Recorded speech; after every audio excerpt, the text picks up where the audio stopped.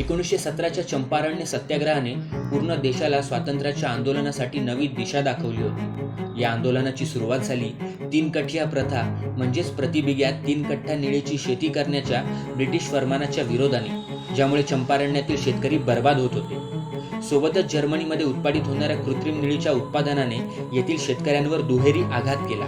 अशा स्थितीत शेतकऱ्यांवरील कराचा बोजा वाढतच गेला।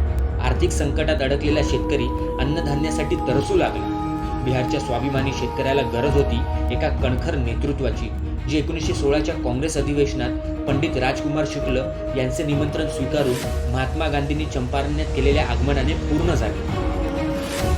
चंपारण्यात पोहोचताच इंग्रज राजवटीने गांधीजींना कलम 144 ची नोटीस बजावली, पण गांधीजी सरकारी फरमानांना थोडीच घाबरणारे होते।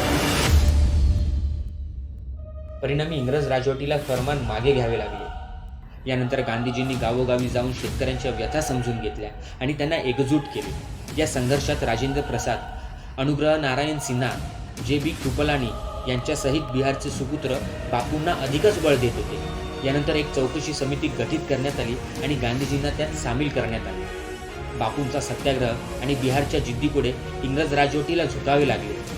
4 मार्च 1918ला चंपारण्य कृषी अधिनियम पारित करण्यात आला आणि 3 कठिया प्रथा कायमची समाप्त झाली।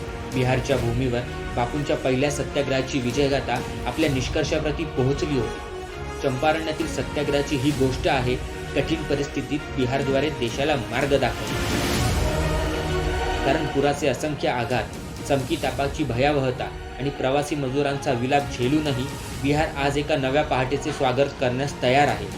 बिहारच्या याच हिमतीने बापूंना प्रेरणा दिली आणि आज बिहारची हीच हिंमत देशाला आशा देत आहे। चंपारण्य सत्याग्रहाचा विजय स्वातंत्र्याच्या महानायकाच्या उदयाचा पहिला किरण होता।